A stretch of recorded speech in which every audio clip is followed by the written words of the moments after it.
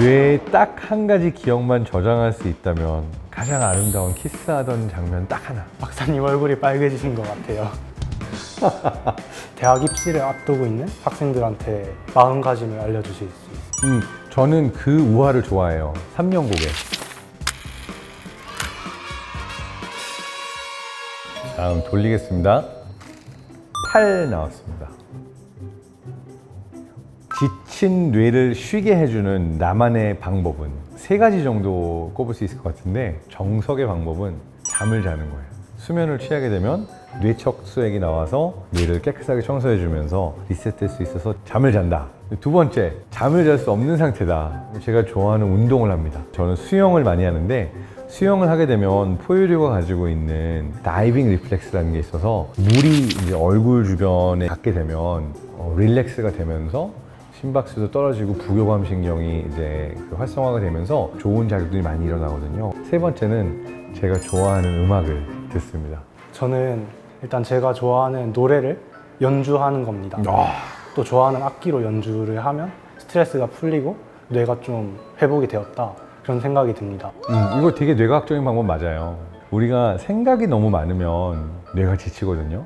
생각을 하지 않기 위해서는 그냥 순간 속의 플로우에 몸을 맡겨야 되는데, 음악을 연주할 때는 내가 생각이 많으면 음악을 연주할 수가 없잖아요. 그러다 보니까 음악을 연주하는 순간만큼은 지친 뇌가 쉴 수 있는 시간이 될 수도 있고, 감정을 표현하는데 건강하게 감정을 표현하는 것도 역시 뇌에게 아주 좋은 액티비티라서. 그리고 2번째 방법은 하루 종일 방탕하게 노는 건데요. 원래 운동을 취미로 하려고 했었는데 제가 몸치라서 운동은 오히려 스트레스가 쌓이게 되더라고요. 하루 종일 제가 좋아하는 예능도 보고 만들어 먹고 싶은 음식은 다 만들어 먹고, 그렇게 놀면 스트레스가 풀리더라고요. 방탕하게 노는 거 듣고서는 고등학생이 방탕하게 놀면 어떻게 놀까 약간 궁금하긴 했었는데, 방탕하다면 방탕하고 건전하다면 건전한 2가지가 섞여 있는 좋은 방법 같습니다.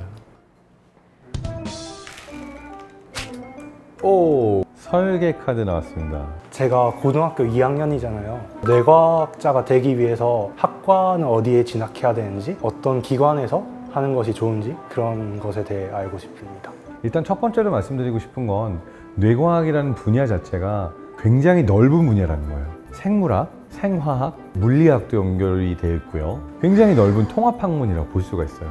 중요한 건 그 안에서 내가 어떠한 부분의 매력을 느끼고 있고 어떠한 공부를 하고 싶은가 구체화 시켜나가는 과정이 좀 필요한 것 같아요. 나만의 질문을 가지는 거예요. 나는 병을 치료하는 쪽이 궁금해. 나는 누군가가 너무 마음속에 힘들어할 때 이 사람을 어떻게 도와줄 수 있는지가 궁금해. 또 아직 풀리지 않은 미스터리죠. 치매라든지 이런 신경퇴행성 질환 같은 경우도 뇌과학을 통해서 우리가 치료 방법이나 예방 방법을 더 많이 찾아낼 수도 있고, 그래서 저는 그걸 통해서 뇌과학으로 다가가는 데 있어서 심리학이 더 나을지 의학이 나을지 그런 질문들을 하면 좋을 것 같아요. 뇌과학으로 사람들에게 줄 수 있는 가치가 무엇일까? 지난 10년 동안 과학 분야에서 나오는 졸업자들을 보면 뇌과학을 전공한 사람들의 숫자가 엄청나게 빠르게 늘고 있어요. 요즘 핫한 키워드죠. 메타버스 분야로도 많이 연결이 되어 있어요. 그러니까 메타버스가 단순히 게임 속 세상 가상현실이 아니라 인간의 뇌가 무엇을 진짜라고 느끼는가라는 질문과 맞닿아 있잖아요. 그러니까 앞으로는 인터넷을 우리가 스마트폰 화면으로만 보게 되는 게 아니라 정말 만져볼 수 있고 걸어 다닐 수 있고 내가 눈으로 경험하고 냄새 맡고 소리로 듣고 하는 모든 것들이 보다 우리 뇌가 직관적으로 생각할 수 있는 방법을 통해서 그러한 정보를 접하게 되는 새로운 세상이 열릴 텐데, 메타버스 분야에는 엄청나게 많은 뇌과학의 니즈가 필요하기도 하고, 앞으로의 진로를 결정하는 데 있어서는 뇌과학을 활용해서 갈 수 있는 진로의 분야들은 점점 더 많아질 거라고 보고요. 그렇기 때문에 더 중요한 거는 바로 나의 질문, 그 다음 나에게 어떤 것이 의미 있고 가치 있는가를 찾는 것이 중요하다고 할 수 있을 것 같습니다.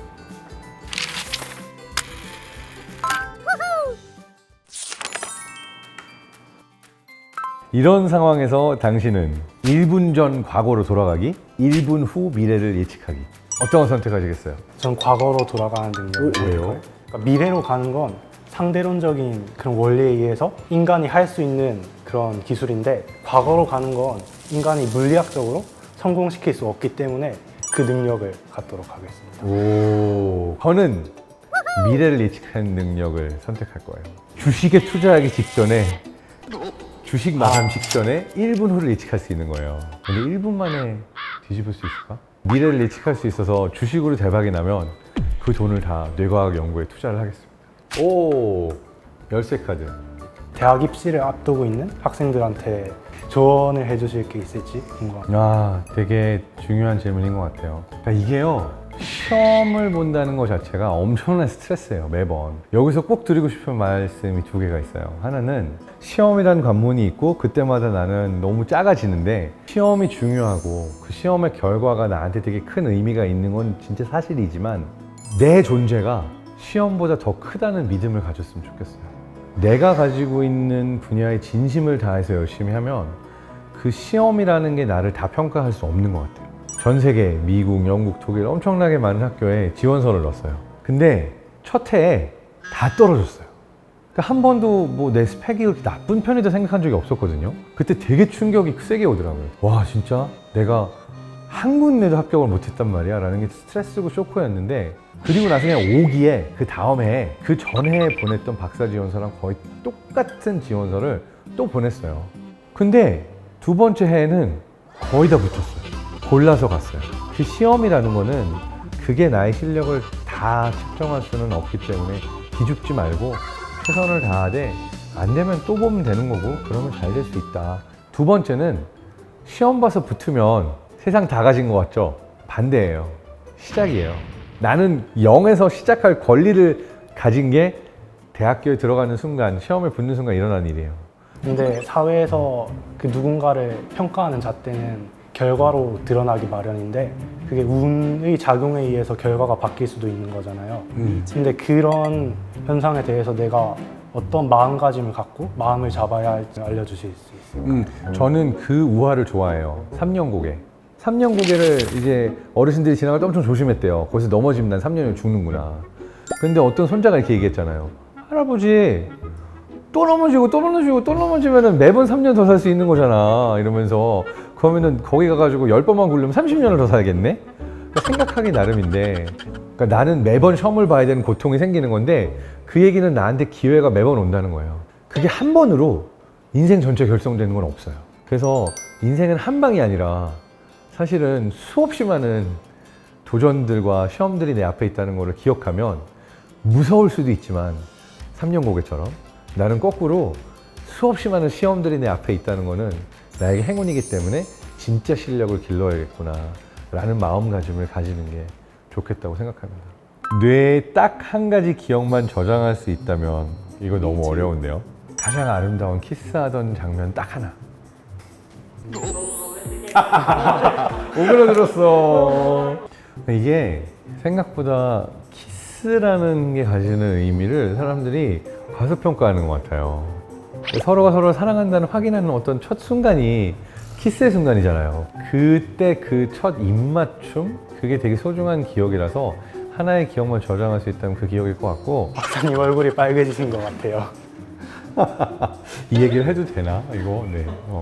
만약에 한 가지 기억을 선택해서 저장할 수 있다면 제가 태어났을 때 부모님이 어떻게 반응하셨고 그러셨는지 알고 싶습니다. 멋진데? 근데 참고로 우리가 아기 때 기억을 못하는 이유도 뇌과학적으로 설명이 가능해요. 태어나는 순간에는 그 기억을 길게 담을 수 있는 준비가 뇌가 안 되어 있기 때문이라고 얘기도 하거든요. 그다음 또 하나는 우리가 기억할 수 있는 한계가 우리가 언어를 배우고 언어를 가지기 시작하는 순간까지다. 그러니까 언어가 있기 이전에는 그 순간을 기억하기가 어렵다라고 하는 또 이론도 있어요.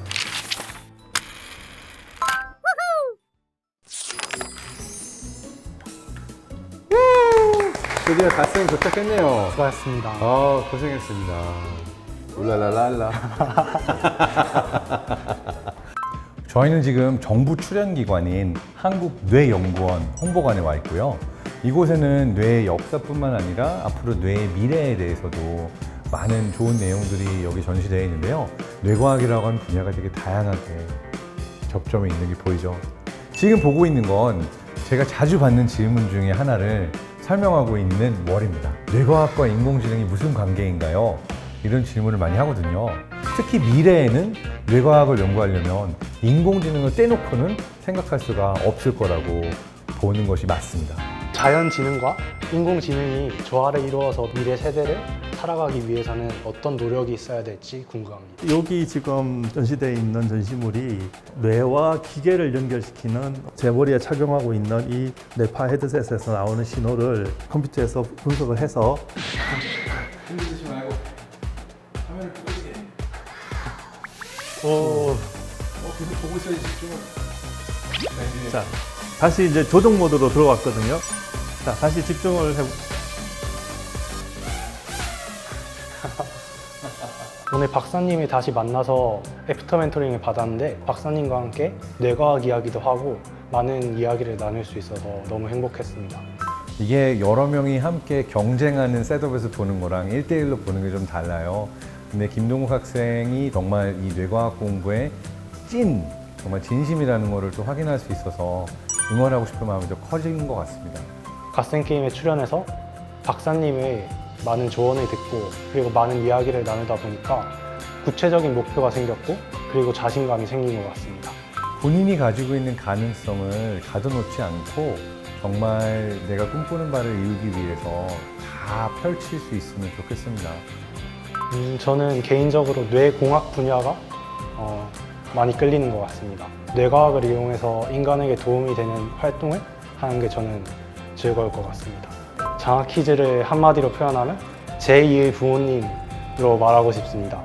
제가 꿈꾸는 멘토님과 함께 촬영을 할 수 있어서 너무 좋았습니다. 기회가 된다면 꼭 신청하시길 바라겠습니다. 고등학교 때만 경험할 수 있는 그 무엇과도 바꿀 수 없는 소중한 경험이기 때문에 장학 퀴즈도 많이 참가하시고 또 프로그램도 많이 봐주시면 좋을 것 같습니다.